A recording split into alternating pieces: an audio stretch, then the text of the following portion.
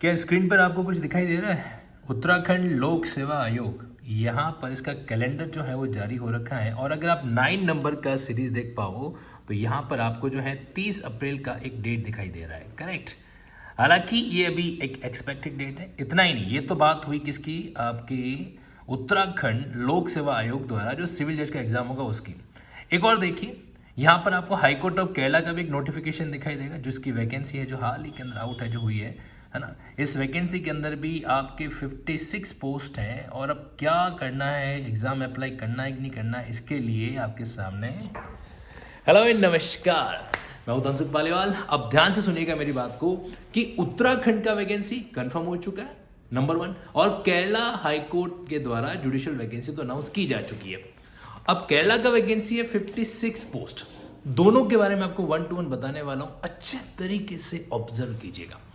देखो, उत्तराखंड के अंदर जो आपके सिलेबस का क्राइटेरिया रहता है उसके अंदर मेजर लॉ का बहुत बड़ा रोल है, नंबर 1 चीज। इनफैक्ट अगर मैं स्पेसिफिकली स्टेप बाय स्टेप चलूँ तो पहले आते हैं अपन केरला हाई कोर्ट पे, क्योंकि उसकी वैकेंसी कन्फर्म हो चुकी है। जनरली हम लोग केरला हाई कोर्ट का एग्जामिनेशन इसलिए नहीं फाइट करते, हमें लगता है कि यार वहाँ पे जो स्टेट लैंग्वेज बैरियर है उसके कारण हम उसको गेट थ्रू नहीं कर पाएंगे।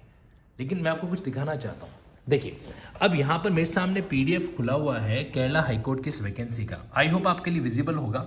तो यहाँ पर अगर मैं आपको नीचे लेके चलूँ तो इसके अंदर ये रिक्वायर्ड पोस्ट 56 वगैरह है। एलिजिबिलिटी का क्राइटेरिया मैं आपको दिखाना चाहता हूँ, और मेरे साथ साथ आप ऑब्जर्व करना, ये आपके क्वालिफिकेशन का कॉलम नंबर 6। अब देखिए, इसके अंदर पहली क्वालिफिकेशन क्या है कि आप इंडिया के सिटीजन होने चाहिए। दूसरी क्वालिफिकेशन यहाँ पर क्या रखी है कि आपके पास एलएलबी की डिग्री होनी चाहिए, जिससे आप क्या कर सकें, एज एन एडवोकेट एनरोल कर सकें। फिर तीसरा क्राइटेरिया एज को लेकर है कि मैक्सिमम एज 35 होगी। एज रिलैक्सेशन दिया जाएगा लोकल के जो SC ST और बैकवर्ड क्लासेस कैंडिडेट उनको। गुड कैरेक्टर होना चाहिए और साथ ही साथ में साउंड हेल्थ होनी चाहिए।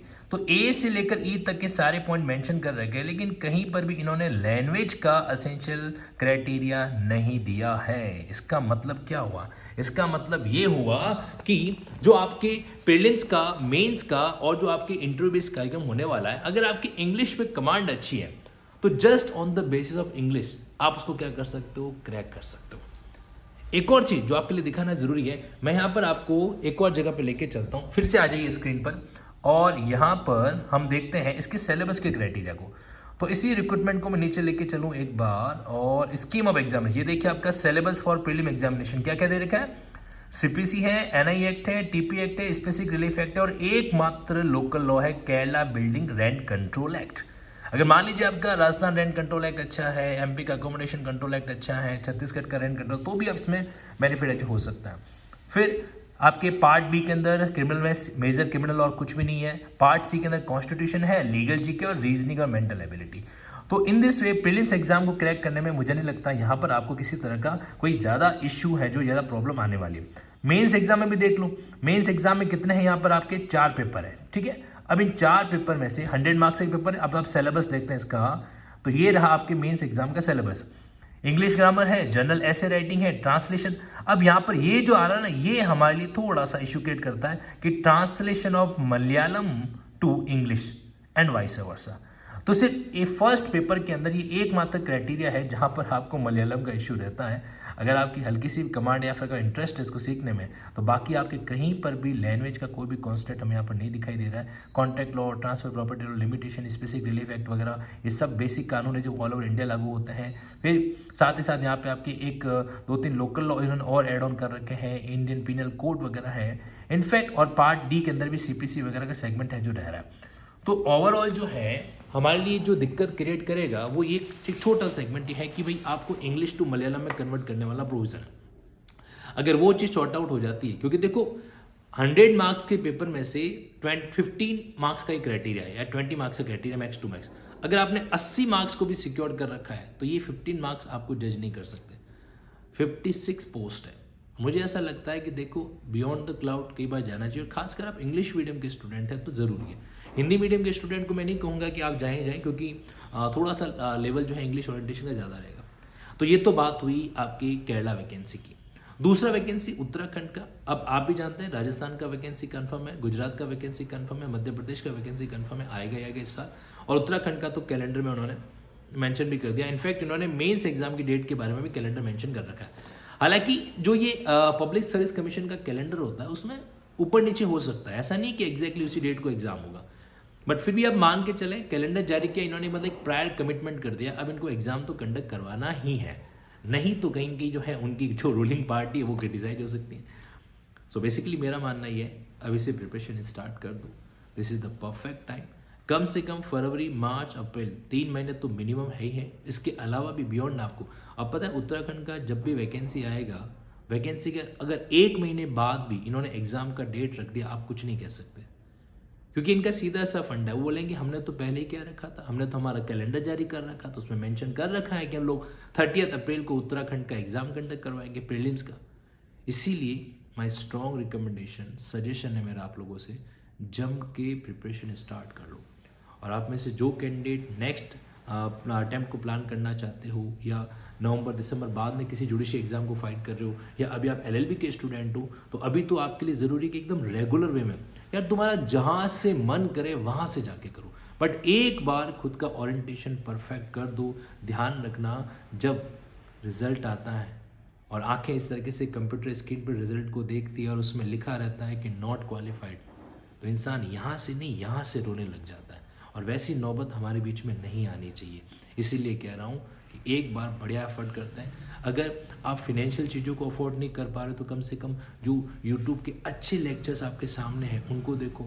आज पता है आपके यूट्यूब पर एक क्लास खल्लास के लगभग मेजर लॉ कवर्ड हो रखे हैं, माइनर लॉ के कई सारे सेगमेंट कवर्ड हो रखे हैं। ये लिंकिंग चार्ट से जो अपन लिंकिंग मेडिटेशन करते हैं उस टेक्निक को अपने साथ में अप्लाई करो। ये जो पेपराथॉन के जो सब्जेक्ट वाइज मैंने आपके लिए चीज़ अवेलेबल करवाई है, इसके माध्यम से पेपराथॉन बुकलेट जो अपन जारी की है ना, उसके माध्यम से अलग अलग स्टेट के पेपर्स को सब्जेक्ट वाइज सॉल्व कर लो, उनका QR कोड या वेटेज एनालिसिस देखो, उनके लिंक्ड प्रोविजन देखो। इससे क्या है प्रिपरेशन बड़ी स्ट्रांग होगी।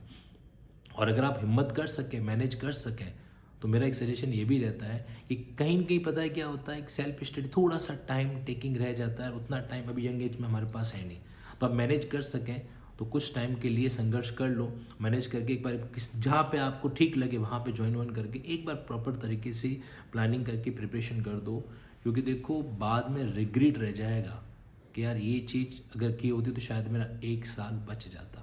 सो डोंट मिस इट, बस यही ईश्वर से प्रार्थना भी है और आप लोगों से मेरा सजेशन भी है, गो अहेड। हाँ, एक बात और कहना चाहता हूँ, अगर आपको लगता है कि जो अपना लिंकिंग लॉ का टीम है उनकी तरफ से जो डायग्रामेटिक ऐसे नोट्स बनाए जा रहे हैं, सेक्शंस का हर एक सेक्शन का जो पोस्टमार्टम करके समझाया जा रहा है, सेक्शन के अंदर के कीवर्ड को कनेक्ट लिंक करते हैं हम दूसरे वाले सेक्शन से, दूसरे वाले बेरेक्ट से, आपको अगर ये समझ में आ पा रहा है, या फिर आप लिंकिंग मेडिटेशन वाली टेक्निक से इम्प्रेस हो और आपको लगता है कि ऑनलाइन पढ़ा जा सकता है। देखो, अगर आप यूट्यूब पे कोई क्लास देख रहे हो और आपको समझ में आ रही है, ये एक सीधा सा टेस्ट है, क्योंकि मोस्टली कैंडिडेट्स के माइंड में ये रहता है कि यार ऑनलाइन सर हम पढ़ पाएंगे कि नहीं पढ़ पाएंगे। तो मेरा जवाब है, अगर आप यूट्यूब पे बैठ के किसी क्लास को अटेंड कर पा रहे हो ना और आपको समझ में आ रही है, तो मैं दावे के साथ कह रहा हूँ 100% कि यूट्यूब में तो फिर भी कहीं कहीं थोड़ा सा प्रैक्टिकल बात करूँगा, यूट्यूब में तो कहीं कहीं थोड़ा सा फिर भी एक मार्केटिंग का अप्रोच रहता है, लेकिन जो प्लस क्लास रहती है या जो ऐप पर क्लास होती है वो प्योरली आपकी इस ओरिएंटेशन है, जहाँ पर रेज हैंड का ऑप्शन है, क्लिक करते बातचीत शुरू हो जाती है टीचर से। तो जो हमारा वो होता है ना कि डाउट कैसे पूछें, तो रेज हैंड का ऑप्शन हमारे पास में, साथ ही साथ में आपको क्लास का PDF मिल जाता है। किसी कारण से क्लास अटेंड नहीं कर पाए लाइव क्या, तो वो वापस आपके पास रिकॉर्डेड अवेलेबल रहता है। और सबसे अच्छी बात जो मुझे लग रही है, जैसे मान लो कि अनअकैडमी आप पर क्या हो रहा है, वैलिडिटी बेस्ड ये प्रोवाइड करा रहे हैं। आपने 12 मंथ का कोई प्लान लिया, तो 12 मंथ में जो कुछ भी आएगा, जैसे मान लो भविष्य में हमने रैपिड रिवीजन का कोई कोर्स निकाल दिया, तो उसका एक्सेस आपको विदाउट एनी एडिशनल कॉस्ट मिल जाएगा। So I must say you should take benefit of this. और जो भी अगर आपके ऑफर अवेलेबल हो रहा है, आई थिंक रिपब्लिक का जो ऑफर है 20% plus additional validity period, additional मतलब मेरे ख्याल से 12 मंथ के साथ उन्होंने कुछ और एडिशनल आपको प्रोवाइड कर रखा है, तो you can take benefit of it, right. तो इसीलिए आप ज़रूर उसका बेनिफिट उठाएं।